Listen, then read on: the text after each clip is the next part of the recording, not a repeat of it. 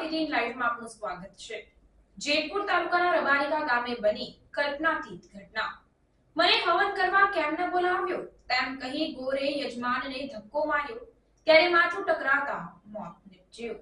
જેતપુર તાલુકાના રબારિકા ગામે એક અકલ્પનીય બનાવ બન્યો, જેમાં ગામમાં ખાંટ રાજપૂત ક્ષત્રિય સમાજના પારંપરિક કર્મકાંડ કરતા ગોર મહારાજને હવન કરવા ન બોલાવતા ગોર ગુસ્સે ભરાઈ યજમાન સાથે બોલાચાલી કરી તેને ધક્કો મારતા યજમાનનું માથું જમીન સાથે ટકરાતા તેનું મોત નીપજ્યું હતું।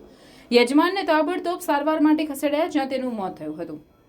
બનાવની વિગતો મુજબ જેતપુર તાલુકાના રબારિકા ગામે રહેતા ખાંટ રાજપૂત ક્ષત્રિય સમાજના પરિવાર દ્વારા પિતૃ હવન કર્યો હતો, જેમાં હવનમાં યજમાન તરીકે રવજીભાઈ રાઠોડ નામના વૃદ્ધ સેવા બજાવતા હતા। જેમાં હવન ચાલુ હતું તે દરમિયાન રાજકોટ રહેતા અમૃતલાલ શિવશંકર દવે કે જે રબારિકા ગામના ખાંટ રાજપૂત ક્ષત્રિય સમાજના પારંપરિક કર્મકાંડ કરવાનું કામ કરતા તેઓ હવન સ્થળે આવી બોલાચાલી કરવા લાગ્યા। વયોવૃદ્ધ ગોરને પરિવારજનોએ જણાવ્યું હતું કે તમને અનેકવાર કહેણ મોકલ્યું પણ તમે કર્મકાંડ કરવા ન આવ્યા એટલે ફરજિયાત બીજા ગોરને બોલાવવા પડ્યા, જે વાતથી અમૃતલાલ દવે ગુસ્સે ભરાયા હતા અને યજમાન રવજીભાઈ સાથે રકઝક કરી એ દરમિયાન મૃતક ગોર મહારાજને શાંત કરવા માટે હાથ પકડી રૂમમાં લઈ જતા એ દરમિયાન ધક્કો મારતા હાથ છૂટી જતા રવજીભાઈ ઓસરીમાં પાણીયારે નીચે રહેલ ચોકડીની પાળ કોર માથાના ભાગે વાગતા જમીન પર પટકાયા હતા અને તેને માથાના પાછળના ભાગે કોઈ બોથડ પદાર્થ લાગી જતા તેઓ બેભાન થઈ ગયા હતા।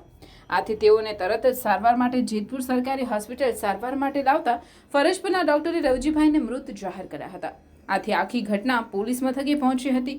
સમાજના પારંપરિક ગોરે સમય ન આપતા અન્ય ગોરને બોલાવીને હવન શરૂ કરી દેવાયો હતો અને તેના પગલે અમૃતલાલ ગોર ગિરનાયા હતા અને તેમણે યજમાન પર બધું ખાર ઉતારતા યજમાન રવજીભાઈનું મોત થયું હતું।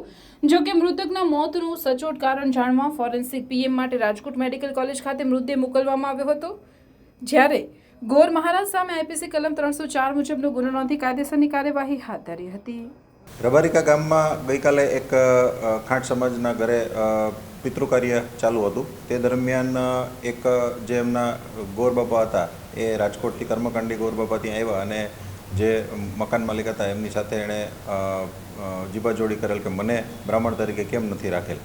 ત્યારે આ મરણ જનાર જે રવજીભાઈ છે તે તેમને હવનમાંથી ઊભા થઈ અને તેમને સાઈડમાં લઈ જતા હતા કે આપણે સાઈડમાં વાત કરી લઈએ।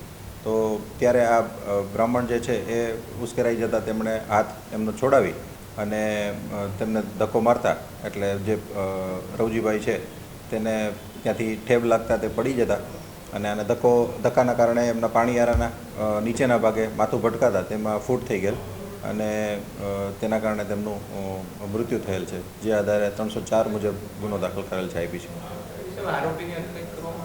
આરોપીને રાઉન્ડ અપ કરી અને અટકાયત કરવામાં આવેલ છે। એવું તો શું બન્યું કે ધક્કો છે તે બ્રાહ્મણ માર્યો અને મૃત્યુ નીપજ્યું, બંને વચ્ચે શું મનભેદ થયો હતો? જે મરણ જનાર છે તેમના બ્રાહ્મણ તરીકે આ આરોપી પહેલાં આવી ગયેલા હતા અને જે ભાવતાલમાં એમને બીજા એક સસ્તા બ્રાહ્મણ મળી જતા તેમણે તેમનું કર્મકાંડીનું જે પિતૃકાર્ય છે તે બીજા બ્રાહ્મણ પાસે કરાવતા અને આજે રાજકોટથી જે આ બ્રાહ્મણ આવતા આરોપી તેમને ખ્યાલ આવતા એમના ઘરે આવી અને એમણે કીધું કે મને કેમ બ્રાહ્મણ તરીકે તમે રાખેલ નથી। આ બનાવની શરૂઆત ત્યાંથી થયેલ હતી।